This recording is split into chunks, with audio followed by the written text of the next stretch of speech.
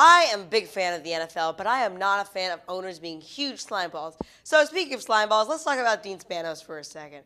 He leaves San Diego and one of the most passionate fan bases in all of football to go to Los Angeles, where A, nobody likes him, and B, he plays at the goddamn StubHub Center. The StubHub Center. It's a 20,000 seat stadium. No one wants to see them play. No one's fans of them. San Diego doesn't want to see them. LA fans don't want to see them. Nobody likes them. Nobody cares about them, and everyone hates Dean Spanos. So Dean Spanos, let me just tell you, you're not getting any of my money, and what the hell were you thinking? I'm Sammy Bovitz, and that was my rant. I can't believe the New York Giants played Geno Smith against the Oakland Raiders and subbed in Eli Manning for that. I thought Eli Manning was going to get subbed in, and I'm okay with that. But I thought they were going to sub him in for Davis Webb. Davis Webb is our rookie quarterback. We wanted to see how good he was so we would know if we could draft a quarterback in the first round. We don't know at all. We just played Geno Smith for no reason. And it also ended Eli Manning's consecutive start streak at like 210 games. We could have gone on for longer if you're going to play Geno Smith. Now we just drafted Saquon Barkley. I'm happy about it, but we don't know if that's a mistake or not. Who are you? Where are you? Oh, I'm Jack Jassy, Sports Broadcast Camp. This is my rant. Derek Jeter, it is without a question that you are definitely one of the best shortstops in MLB history. But you being the owner of the Marlins is the worst thing to happen in Major League Baseball since Barry Bonds. Listen, you are trading away all Marlins talent to the Yankees for absolutely no reason, and you're considering a rebuilding year. Why in a rebuilding year would you trade away a two-time All-Star and a home run derby champion? You're the dumbest general manager I've ever seen in my entire life. I'm Jack Brooks, play-by-play sport broadcasting camp. I can't believe some people are even comparing the Raptors and the Sixers to the Celtics. First off, the Celtics have the best player in Kyrie Irving, they have the best starting lineup, and they have the best second unit with Scary Terry, Marcus Smart, Marcus Morris, and Aaron Baines. The Raptors and the Sixers don't even compare to the Celtics. I'm Ari Moore from Sports Broadcasting Camp. Why is Lonzo Ball so overrated? I mean, seriously, he has one of the ugliest shots with one of the worst shooting percentages in the league. And I mean, seriously, they could have given him away, saved so much money, maybe gotten someone better for his talent while he's still young and people still think he's good. Now, in a few years, his contract's up, nobody wants him, you can't get anything for him. But in this day and age, you can trade him right now. You could have maybe signed Rajon Rondo for a few more years and at least got better talent at the point guard than Lonzo Ball. Maybe an extra point guard when you trade him. I just don't understand what they're doing, especially when they're in a win-now mentality with LeBron James. I'm Aaron Kinsley from SBC, and that is my rant. You are kidding me. The Packers released Jordy Nelson, and then the Raiders signed him. You were kidding me. This was Aaron Rodgers' favorite wide receiver to throw to, and he was also my favorite player to watch. And also, Derek Carr likes the guy, and throwing to him during, just practice, before the preseason and the weeks.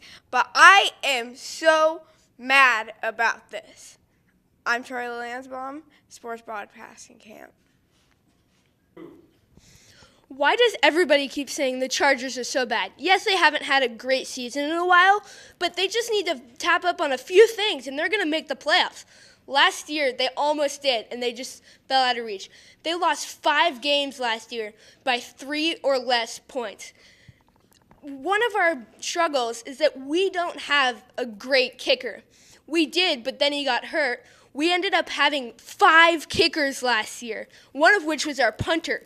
We could have won all 5 of those games if our kickers had been polished up, and then we would have made the playoffs. Also, we just need to get rid of some of the new old guys and hope people don't get hurt, then we make the playoffs. I'm Jack Dodson, reporting live from SBC. The Denver Broncos really should have fired Vance Joseph last season. He led us to a 5-11 record, which was way worse than the season before, and everyone was saying we were supposed to be better. And on paper, we were looking a lot better.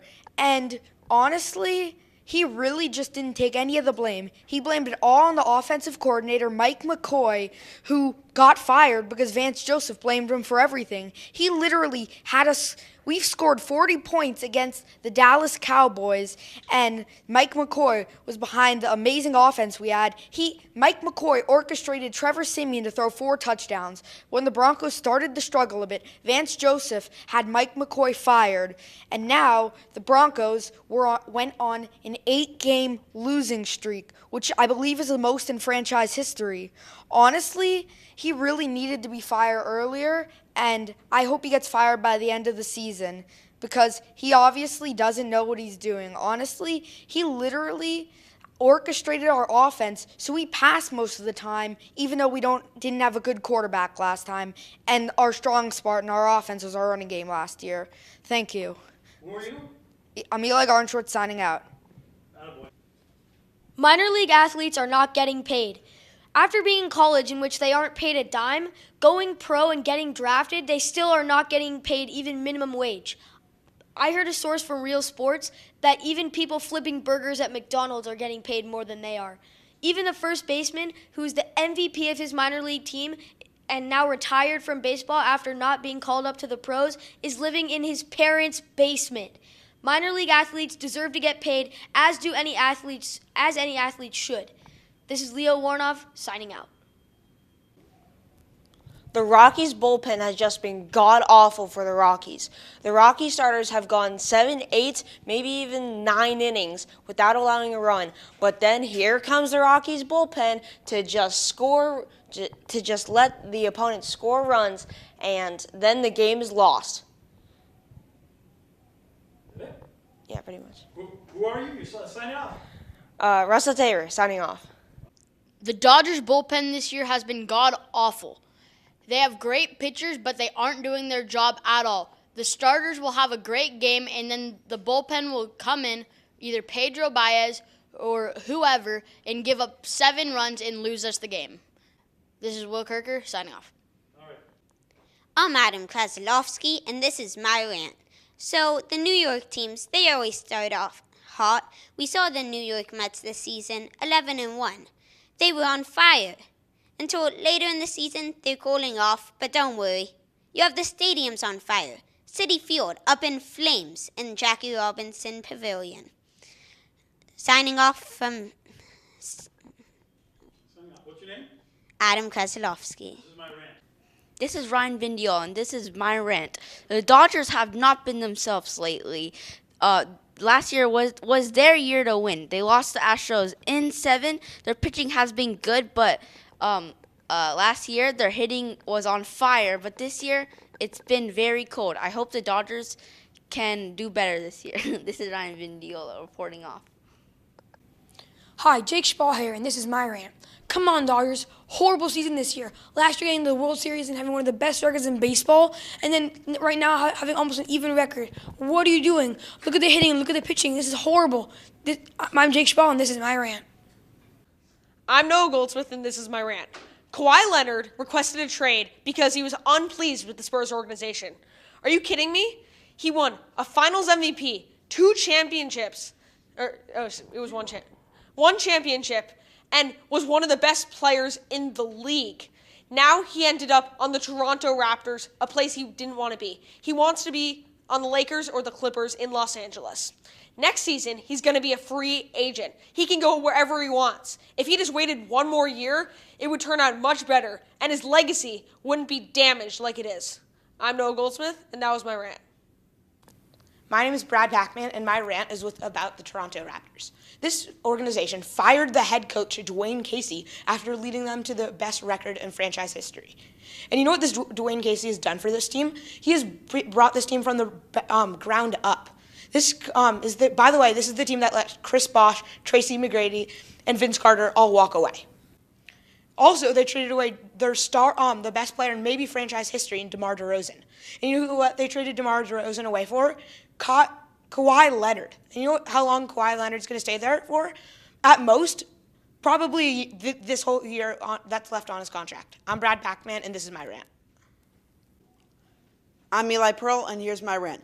Dave Roberts has really got to stop trying so hard as a manager. Yes, he won Manager of the Year last year, leading the Dodgers to a great record. But this year, he's been doing some very, very, very odd things, to say the least. He had this thing for playing Logan Forsythe, who was batting .210 over competent hitters for who knows what. Maybe he has a good average against lefties who eat food on Wednesdays or something. This is way too overboard sabermetrics. Dave, just play the hot hand. Play Brian Dozier, who we just got. Don't sub him out for Kike Hernandez, who can barely start on the team. Play Yasiel Puig. Don't play the guy who's been batting 110 since the All-Star break because of his sabermetrics look good. Just don't overthink this, Dave. Come on, Dodger fans, we want to see our good players playing, not Joe Schmo, who's sort of good against tomatoes. I'm Eli Pearl, and that's my rant. Ernie Grunfeld, general manager of the Washington Wizards, is one of the longest tenured executives in all of sports. He's been the GM of the Wizards my entire lifetime for over a decade and a half, yet he hasn't produced any results. Every other NBA general manager who has been in charge for as long as he has at least one championship. Some of them have multiple, such as R.C. Buford of the San Antonio Spurs, who has 5. He's constantly overpaid aging role players such as Jan Mahimi, who he signed to a $16 million contract 2 years ago. On top of that, he's also overpaid. He's given far too many max contracts to his stars, and it has prevented the Wizards from signing any significant talent in the past off seasons. The Wizards, several seasons ago, were expected to challenge for Kevin Durant, and this year were expected to maybe sign DeMarcus Cousins, but that simply wasn't a possibility with the cap situation created by Ernie Grunfeld. I'm Teo Schmidt, signing out. Josh Rosen is easily one of the most disrespected college quarterbacks I have ever seen come out of the draft. This guy had 3 different offensive coordinators, and he still finds a way to be a top 10 pick. When Sam Darnold is over here throwing late-game interceptions and choking away games, while Josh Rosen's having to deal with constant offensive line issues, coach changes, and Jim Mora Jr. as a head coach. And the NFL teams can't recognize how good he is. He is so quick at learning the plays. If you're going to combine him with, David Johnson, and they're going to be right back where they were in 2015, Super Bowl contenders. From the NFL draft, I'm Spencer McClellan, and that's been it. I'm here live from ESPN, and Adam Schefter just said there is no problem with the Warriors, and he thinks it's good for the NBA. I don't think it's good for the NBA because he should have a rule that 5 All-Stars on one team. Like, come on now. Like, that can't be right. Like, I don't think that's wrong for the NBA, and Adam Schefter should think there's something wrong, and it's no competition for the NBA now. And Kevin Durant says if you don't like the NBA right now, don't watch it. And that's not right for the fans, and that is completely wrong. I am Messiah Johnson, signing out from ESPN. Alexander Bum reporting live here from Levi Stadium, and let's get into some online topics. So, Weston, I don't know why they cut Daniel Kilgore. Daniel Kilgore was a good online. He was developing in Kyle Shanahan's system. And instead, they cut him to the Miami Dolphins, and I was really mad because we signed a new one from the Giants. But why would we need him? Because we're building around our team. Like, I don't know why, but it's just not the right fit for us. And I'm Alexander Baum. And that was my rant. Hi, I'm Sam Fermanak, and this is my rant. I think it's absurd how the college football playoff system is laid out. Like, only 4 teams can make it, and only 4 teams are good enough to make it to the college football national championship, even though there are teams that have much better records that go even undefeated, yet they don't make it and they have to just play in a bowl game. I think that they should expand to 8 teams. Therefore, it'll be more entertaining for people because there are more playoff games. And also, that's 4 more opportunities for teams that maybe go undefeated to not get snubbed and go and compete for a national championship. I'm Sam Fermanak, and this was my rant. Hi, I'm Judo Carnias, and this is my rant. Marvin Lewis should not be an NFL coach. He has brought so much suffering and pain to the Cincinnati Bengals organization and fans. He has gone to 7 playoff games in his 15-year career, yet he has not won one game. He's also not a Nick Saban. He doesn't take risks, and he's not willing to be gutsy. That's why I think Marvin Lewis should not be an NFL coach. I'm Judo Carnias, and this was my rant. Peyton Spinner here from ESPN, and I usually am not biased, and I usually very, very much agree with who they pick for MVP in baseball. But this year, when I felt just so passionate about what I'm going to talk about, and I just needed to come out here and say it and not be quiet. Jose Ramirez of the Cleveland Indians, the all-star third baseman, is not getting any recognition for what he's doing. He has 33 home runs, over 65 RBIs, and he's batting over 280. Really, he's the one carrying this Cleveland Indians team to their division-leading record right now. I know that they might not play in the best division, but he's just not getting any recognition. Sure, there might be good players in the rest of the AL like Mookie Betts and Mike Trout, but I think Jose Ramirez needs to be awarded the AL MVP.